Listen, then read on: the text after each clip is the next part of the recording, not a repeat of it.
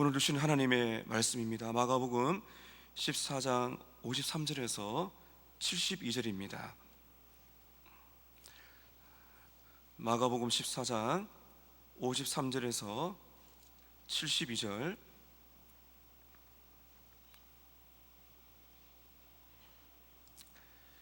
제가 봉독하겠습니다. 그들이 예수를 끌고 대제사장에게로 가니 대제사장들과 장로들과 서기관들이 다 모이더라. 베드로가 예수를 멀찍이 따라 대제사장의 집 뜰 안까지 들어가서 아랫 사람들과 함께 앉아 불을 쬐더라. 대제사장들과 온 공회가 예수를 죽이려고 그를 칠 증거를 찾되 얻지 못하니 이는 예수를 쳐서 거짓 증언하는 자가 많으나 그 증언이 서로 일치하지 못함이라. 어떤 사람들이 일어나 예수를 쳐서 거짓 증언하여 이르되 우리가 그의 말을 들으니 손으로 지은 이 성전을 내가 헐고 손으로 짓지 아니한 다른 성전을 사흘 동안에 지으리라 하더라 하되 그 증언도 서로 일치하지 않더라. 대제사장이 가운데 일어서서 예수에게 물어 이르되 너는 아무 대답도 없느냐? 이 사람들이 너를 치는 증거가 어떠하냐 하되 침묵하고 아무 대답도 아니하시거늘 대제사장이 다시 물어 이르되 내가 찬송받을 자 이의 아들 그리스도냐? 예수께서 이르시되 내가 크니라. 인자가 권능자의 우편에 앉은 것과 하늘 구름을 타고 오는 것을 너희가 보리라 하시니 대제사장이 자기 옷을 찢으며 이르되 우리가 어찌 더 증인을 요구하리요? 그 신성모독하는 말을 너희가 들었도다. 너희는 어떻게 생각하느냐 하니 그들이 다 예수를 사형에 해당한 자로 정죄하고 어떤 사람은 그에게 침을 뱉으며 그의 얼굴을 가리고 주먹으로 치며 이르되 선지자 노릇을 하라 하고 하인들은 손바닥으로 치더라.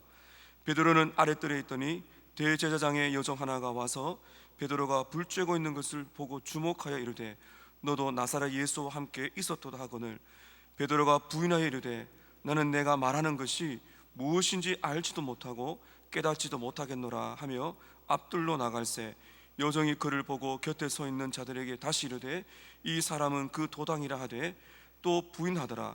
조금 후에 곁에 서 있는 사람들이 다시 베드로에게 말하되 너도 갈릴리 사람이니 참으로 그 도당이니라. 그러나 베드로가 저주하며 맹세하되 나는 너희가 말하는 이 사람을 알지 못하노라 하니 닭이 곧 두 번째 울더라. 이에 베드로가 예수께서 자기에게 하신 말씀 곧 닭이 두 번 울기 전에 내가 세 번 나를 부인하리라 하심이 기억되어 그 일을 생각하고 울었더라. 아멘. 우리 승지연 자매 우리 특성으로 하나님께 영광 돌리겠습니다.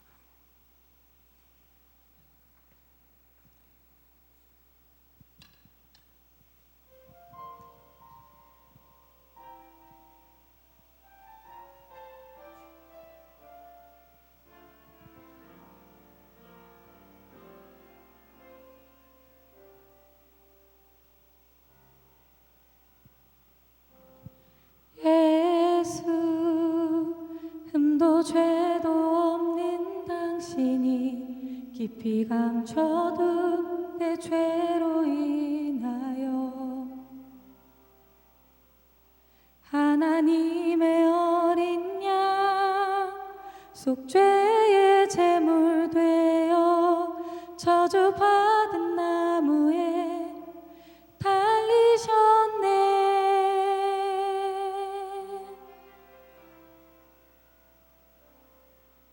내가 예수를 당신은 부인했습니다. 내가 예수를 당신은 못 박았습니다.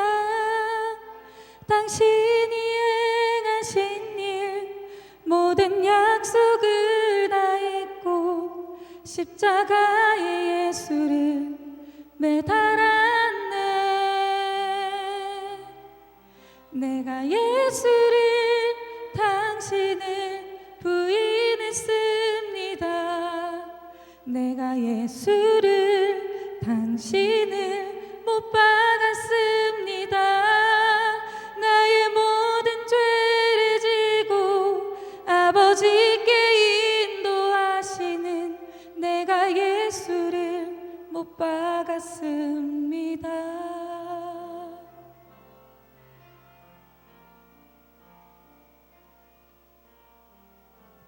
예수 참 사랑과 평화의 주님, 소망 없이 멀어진 우리를 하나님과 온전히 화목해 하기 위해 십자가로 막힌 담 허무셨네. 내가 예수를 당신을 부인했습니다. 내가 예수를 당신을 못 박았습니다. 당신이 행하신 일 모든 약속을 다 잊고 십자가에 예수를 매달았네. 내가 예수를 당신을 부인했습니다. 내가 예수를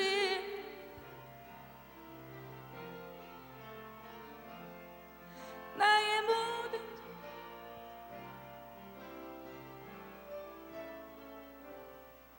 내가 예수를 못 박았습니다.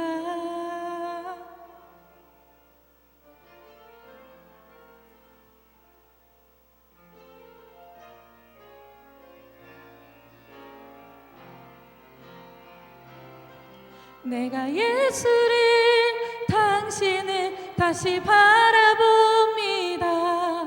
내가 예수를 당신을 사랑합니다.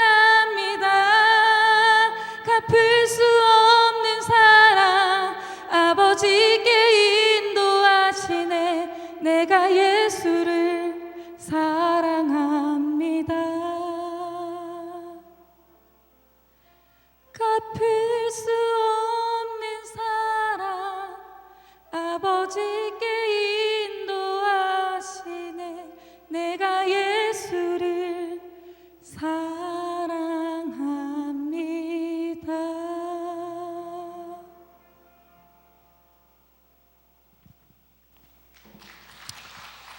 귀한 찬양 감사합니다. 오늘은 재판받으시는 예수님이라는 제목으로 말씀을 나누고자 합니다. 예수님께서는 대제사장들이 모여있는, 서기관과 장로들이 모여있는, 최고의 종교 지도자들이 모여있는 장소로 잡혀가시게 되는데요, 오늘 말씀 53절에 이렇게 되어 있습니다. 그들이 예수를 끌고 대제사장에게로 가니 대제사장들과 장로들과 서기관들이 다 모이더라. 대적들이 다 모여있는, 종교 최고 지도자들이 모여있는 장소로 가십니다. 여러분, 오늘 말씀 보시게 되면 창조주시며 하나님의 아들 되신 예수님께서 악한 피조물들 앞에서 재판을 받으십니다. 있을 수가 없는 일이죠. 오늘 말씀 보시게 되면 말도 되지 않는 증언들을 가지고 예수님을 공격하는데, 이 장면이 우리들에게 어떻게 비춰집니까?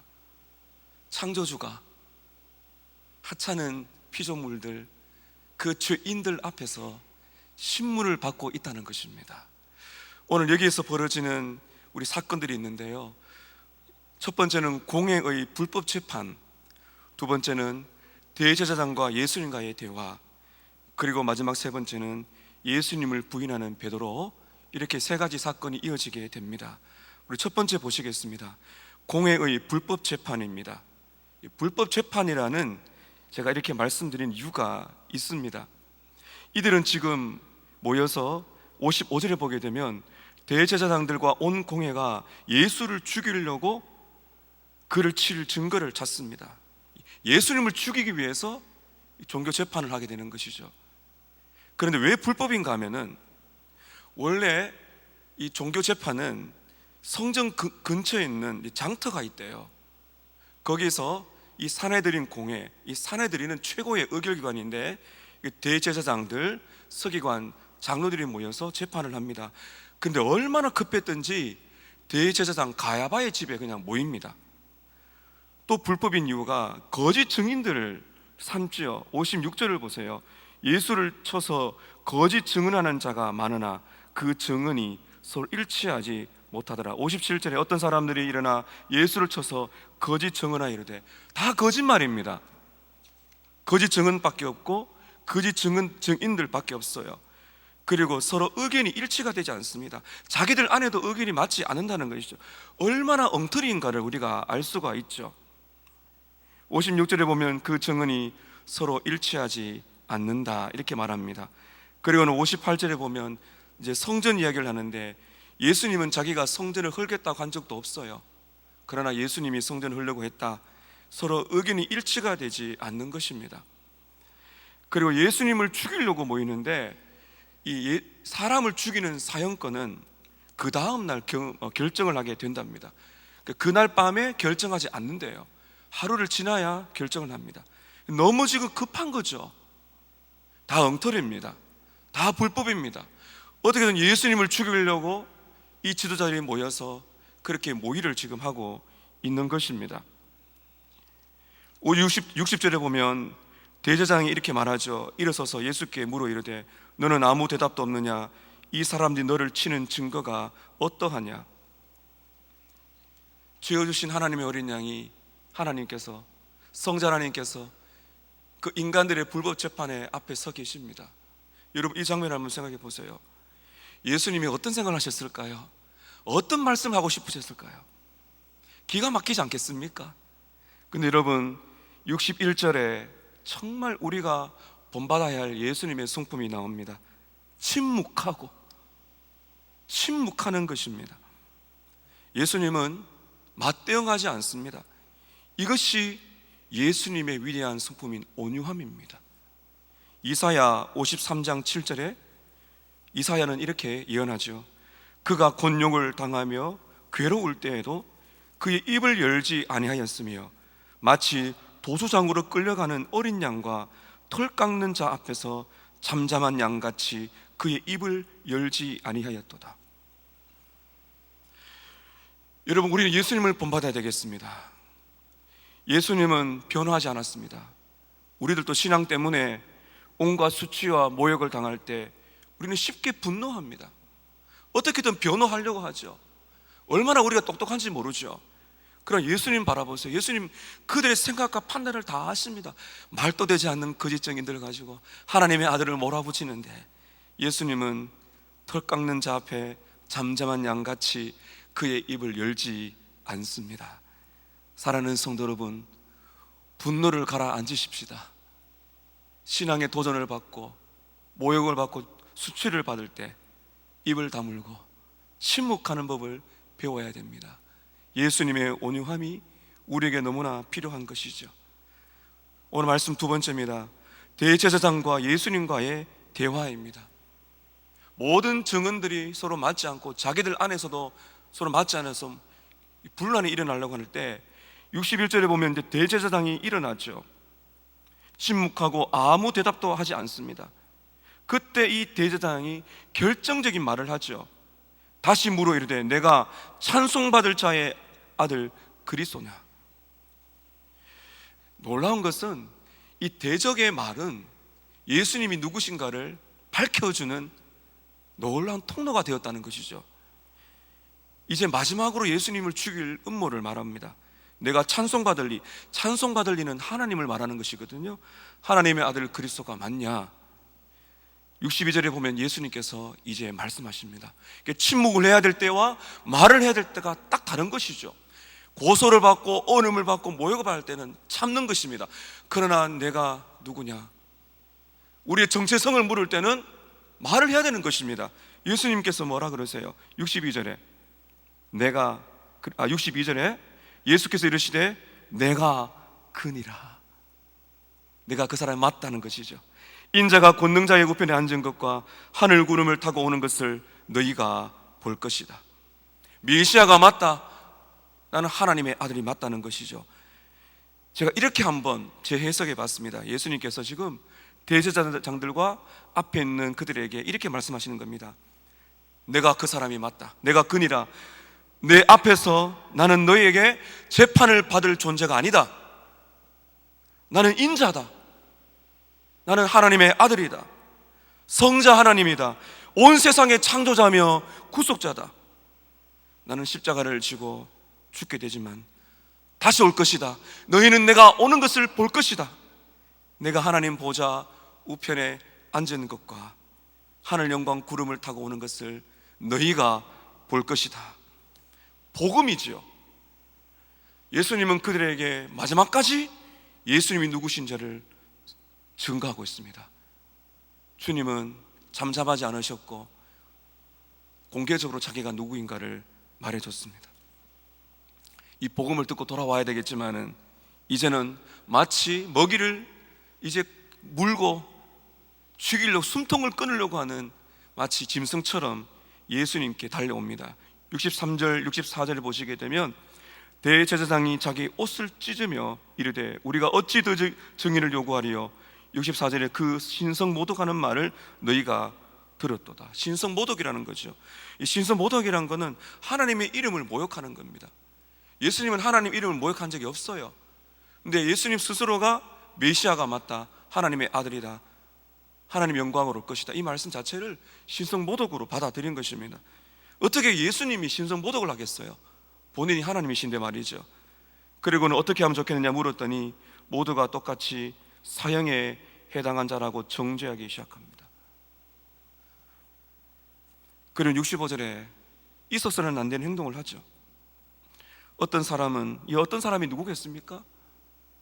최고의 학식자들, 최고의 권위자들, 최고의 종교 지도자들, 성경을 가장 많이 알고 있는 서기관들, 제사를 지내는 대제사장들, 존경받는 장로들이 아니겠습니까?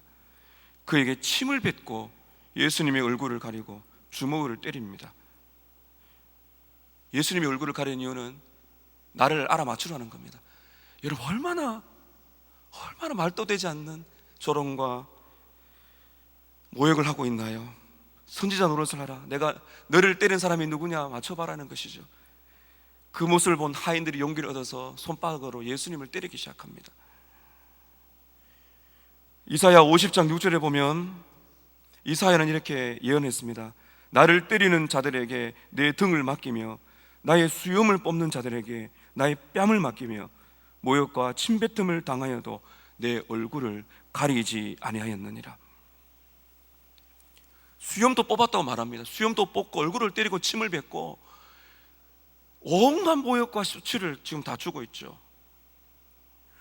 왜 예수님이 가만히 계실까요? 이렇게 모욕과 수치를 받으셔야 될 분이십니까? 하나님의 아들이 죄인들 앞에서 신문을 받고 이렇게 모욕을 받으셔야 됩니까? 여러분, 우리가 이 자리에 했다면 어떻게 했겠습니까? 우리의 얼굴에 누가 침을 뱉는다, 당연히 욕설이 나올 줄도 모르죠. 아니, 내가 누군지도 모르고 분노할 것입니다. 여러분, 그런데 예수님은 얼굴을 돌리지 않고 침뱉음과 따귀와 온갖 모욕을 다 받으셨습니다. 도대체 이들이 누구입니까? 예수님의 얼굴에 침을 뱉고 때리고 수염을 뽑고 주먹을 치면서 나를 맞춰보러 간 이들이 도대체 누구입니까? 누가 이렇게 했어요? 우리입니다. 우리예요. 여기서 우리는 우리를 봐야 됩니다. 우리가 예수님 이렇게 했어요. 우리가 예수님 얼굴에 침을 뱉었고 손바닥을 때리고 예수님 모욕한 그들이 누군가? 바로 저와 여러분이라는 것입니다. 그래서 예수님이 참으신 거예요. 여기서 예수님께서 단칼에 한마디만 하시면은, 하나님의 아들이 한마디만 하시면 다 죽습니다.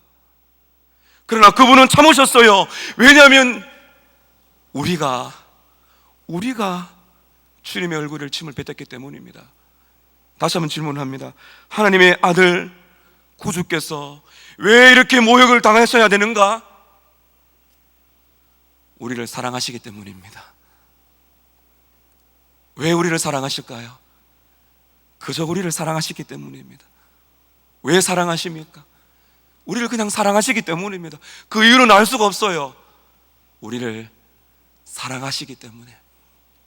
바로 이렇게 신뱉음을 하고 있는 그들이 우리이기 때문에 주님이 참으신 겁니다.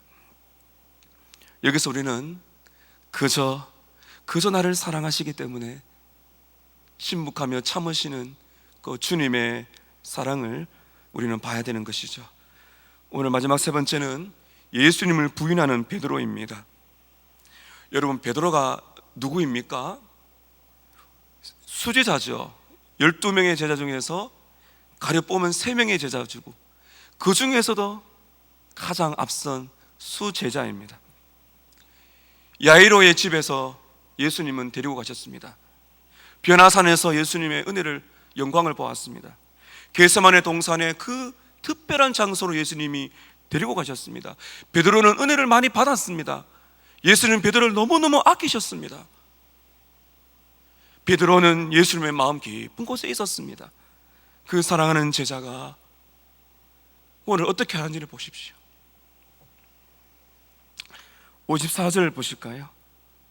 베드로가 예수를 멀찍이 따라갑니다.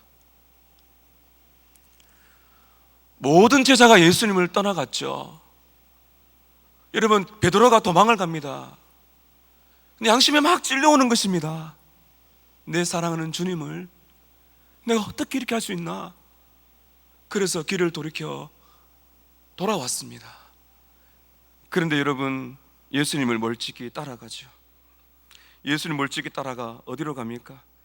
대제사장의 집들 안까지 들어가 불을 쬐고 있습니다. 베드로는 예수님을 사랑합니다. 요한복음에 보면은 대제사장과 잘 아는 제자 한 명이 베드로를 데리고 들어갔다. 아마 요한으로 보고 있는데요. 어쨌건 베드로는 돌아왔어요. 사랑합니다. 우리는 베드로를 욕해서는 안 돼요. 베드로는 주님을 사랑합니다. 여러분, 베드로만큼 주님을 사랑하는 누가 있겠어요? 물에 빠져도 베드로는 걸어갔어요. 누가 그렇게 하겠어요? 베드로는 칼을 뽑았습니다. 잘못된 것은 맞지만은 베드로의 마음 그 깊은 곳에는 주님을 사랑하는 마음이 있습니다. 돌아왔습니다. 이것은 너무나 칭찬받을 만한 일입니다. 그런데 안타까운 것은 거리를 유지했다는 겁니다. 멀찍이 따라갑니다. 적당한 거리를 유지하는 겁니다. 목숨을 지키기 위해서 예수님을 멀찍이 따라갑니다. 여러분, 이것이 우리의 모습이 아닙니까? 예수님을 따라가지만은 예수님을 딱 붙게 되면 죽을 수가 있으니까 베드로는 멀찍이 따라갑니다. 적당한 거리를 유지하죠. 이 땅에 살아가는 우리들이 어떻습니까? 예수님을 따라가는 제자가 맞지만 적당한 거리를 유지하려고 합니다. 때로는 신앙을 감추면서 내가 예수 그리스도를 믿는다는 것도 잘 안 드러내려고 하고 안전지대에 있는 것이죠. 그렇게 내가 다치고 싶지 않은 것입니다. 예수를 믿지만은 그렇게 공개적으로 드러나고 어려움을 겪고 싶지 않는 멀찍이 따라가는 이 베드로, 바로 우리의 모습이라 생각합니다. 그러나 베드로는 그렇게 살 수가 없는 존재입니다. 우리는 안전지대에만 머물 수가 없는 존재죠. 66절에 보게 되면, 이제 마지막 72절까지 보게 되면 베드로 본인에게 있어서는 잊을 수 없는 한 사건이 등장하죠. 아랫뜰에 들어와서 이제 불을 이렇게 쬐고 있는데요, 대제사장의 여종 하나가 옵니다. 이제 여종 하나, 하인이죠. 근데 이 여종 하나와의 대화 속에서 베드로가 지금 얼마나 영적으로 무너진 상태인가를 우리가 알 수가 있습니다. 이 대화를 하죠. 여종이 뭐라 그럽니까? 67절에 베드로가 불을 쬐고 있습니다. 최소한 얼굴을 가린 채로 말이죠. 아무도 못 알아보겠지 하면서 불을 쬐고 있는 것이죠. 그때 묻습니다. 너도 나사렛 예수와 함께 있었다? 내가 봤다. 이 나사렛이라는 것은 무시하는 겁니다. 시골 출신 그 나사렛 예수와 함께 있었다. 68절에 베드로가 첫 번째 부인을 합니다. 나는 너가 지금 말하는 것이 무슨 말인지 모르겠다, 깨닫지도 못하겠다, 그렇게 말을 하면서 68절 끝에 보면 앞뜰로 나갑니다. 앞뜰은 어떤 곳인가 하면 사람들이 덜 알아볼 수 있는 장소, 그리고 문 입구예요. 여차하면 빨리 도망갈 수 있는 장소입니다. 자기가 생각할 때는 좀 더 안전한 곳으로 이동하는 겁니다. 69절에 보면 여종이 그를 보고 따라옵니다. 따라와요. 그리고 곁에 있는 사람들에게 이제 말을 합니다. 69절에 보면 이 사람은 그 도당이라. 여러분, 도당이란 건 한패라는 겁니다. 이 사람은 예수와 한패다. 여러분, 이 말만큼 영광스러운 말이 어디 있겠습니까? 신앙의 은혜가 충만할 때는 맞다, 나는 예수와 한패가 맞아, 이렇게 될 텐데 70절에 보면 또 부인하더라. 어떻게 부인했는지 말하지 않습니다. 아마 똑같은 말을 했는 것 같아요. 그리고 나서는 조금 후에 곁에 서 있는 사람들이, 이제 여종이 아니라 곁에 서 있는 사람들이 이제 말을 합니다. 70절에 나오죠.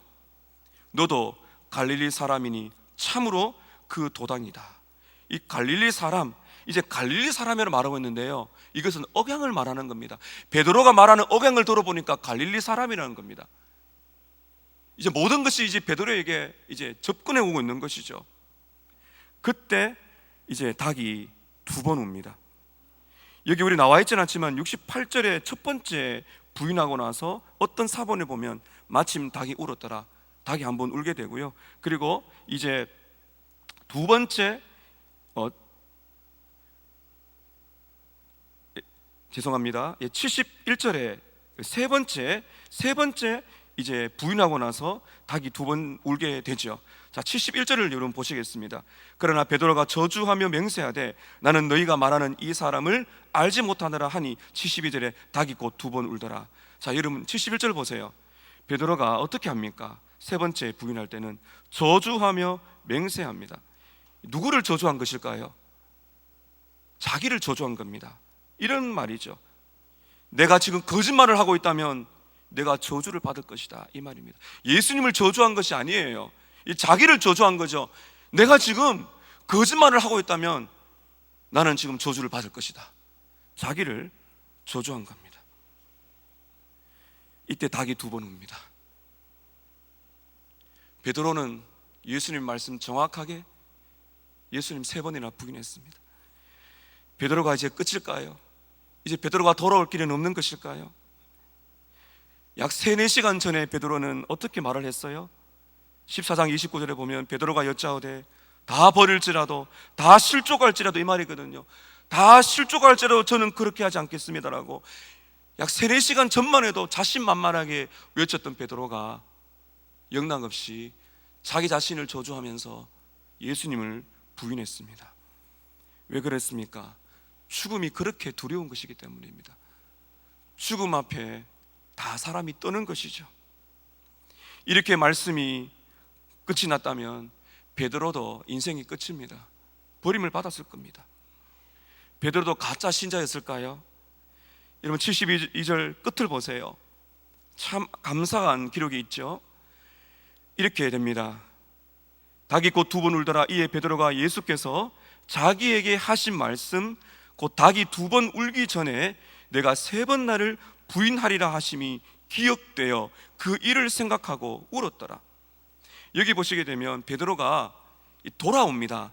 3가지 단계가 있죠. 첫 번째 무엇입니까? 기억을 했다는 겁니다. 무엇을 기억했다고요?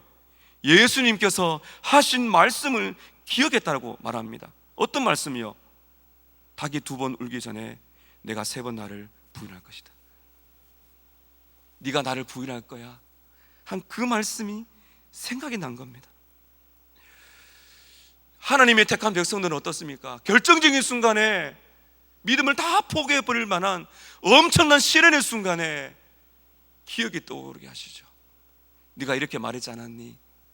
그것은 베드로를 정죄하는 것이 아니라 베드로의 영혼을 깨우는 말이죠. 닭 두 번 울기 전에 네가 나를 3번 부인할 거야, 이렇게 하신 말씀이 생각이 난 것입니다. 두 번째는 무엇입니까? 그 일을 생각하고 울었더라. 우리나라는 이렇게 되어 있지만은 이 원문에 보면 두 번째는 엎드려져 울었더라 이렇게 되어 있어요. 엎드려졌다는 무너졌다는 겁니다. 마음이 무너졌다는 것이죠. 말씀이 기억나서 그 말씀이 심령을 찌르면서 무너졌다는 겁니다. 털썩 엎드렸다는 거죠. 심령이 무너진 겁니다. 그 다음에 세 번째, 울었더라. 어떤 울음일까요? 회개의 눈물입니다.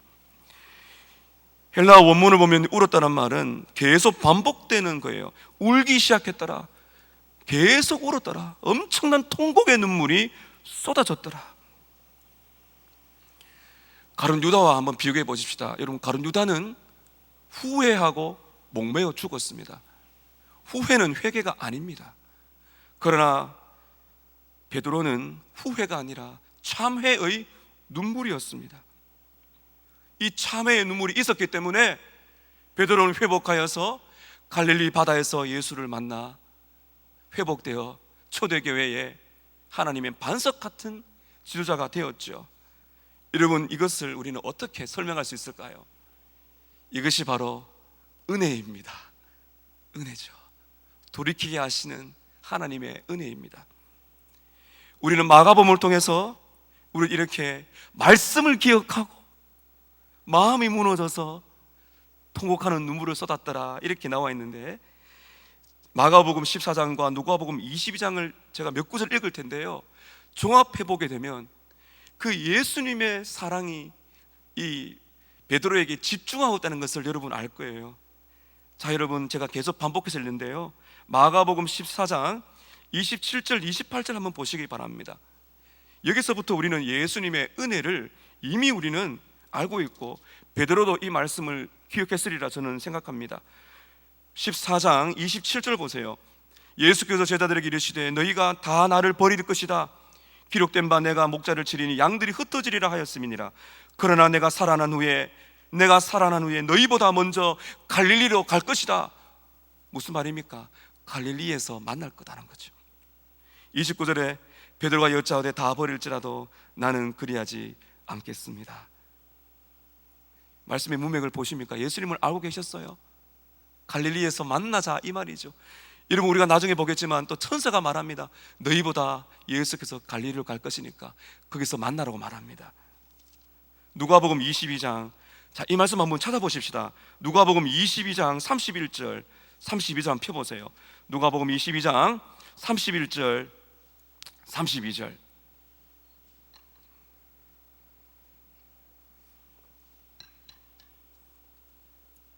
이 말씀은 여러분 마음에 꼭 새기셔야 돼요. 누가복음 22장 31절 32절 같이 한번 읽겠습니다. 시작. 시몬아 시몬아 보라, 사탄이 너희를 밀가부릇 하려고 요구하였으나 그러나 내가 너를 위하여 내 믿음이 떨어지지 않기를 기도하였노니 너는 돌이킨 후에 내 형제를 굳게 하라. 예수님께서는 베드로가 넘어지는 거 아셨습니다. 사탄이 지금 밀가부르려고 흔들어 대려고 하고 있지만은 예수님께서는 뭐 하고 계셨어요? 내가 너를 위하여 기도하고 있다. 너의 믿음이 떨어지지 않기를 기도하고 있으니 네가 돌이킨 다음에 회복한 후에 내 형제를 굳게 도와줘라. 예수님은 베드로를 위하여 중보기도 하고 계셨습니다. 그래서 떨어지지 않은 거예요. 좀 지나가서 60절, 61절, 62절. 자, 누가복음 22장 60절, 61절, 62절 함께 읽습니다. 시작. 베드로가 이르되 이 사람아 나는 내가 하는 말을 알지 못하노라 하고 아직 말하고 있을 때에 닭이 곧 울더라.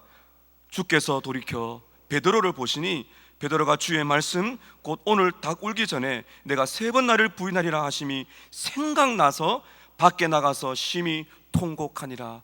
말씀이 기억난다는 겁니다. 통곡합니다. 61절에 너무나 중요합니다. 주께서 돌이켜 베드로를 보시니. 예수님이 신문 받는 뜰과 베드로가 부인하고 있는 그 뜰과는 거리가 얼마 되지 않습니다. 예수님은 지금 신문 받고 있으면서 베드로를 지금 다 보고 있는 거죠. 베드로가 딱 마지막 부인했을 때 돌이켜서 베드로를 딱 보셨어요. 그 눈빛은 불쌍히 여기는 눈빛, 사랑하는 제자를 향한 긍휼의 눈빛입니다. 그 눈빛이 베드로와 딱 마주쳤을 때 베드로의 마음이 무너져 내리기 시작하는 겁니다. 그리고는 주님이 하신 말씀이 생각나면서 주님이 통곡하는 눈물이 났습니다. 사랑하는 성도 여러분, 우리는 베드로를 욕할 수가 없습니다. 우리는 베드로처럼 신앙이 충만할 때도 넘어집니다.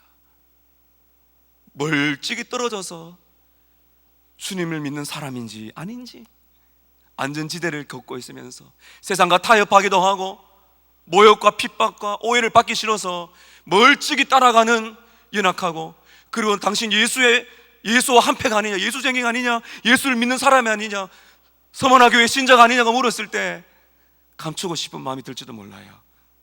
그러나 여러분, 무너진 우리의 심령 속에서도 주님이 우리를 보시며 말씀이 생각나게 하시고 우리를 위해서 기도하고 계시니 우리는 주님의 은혜 때문에 회개하고 돌아올 수가 있는 것입니다.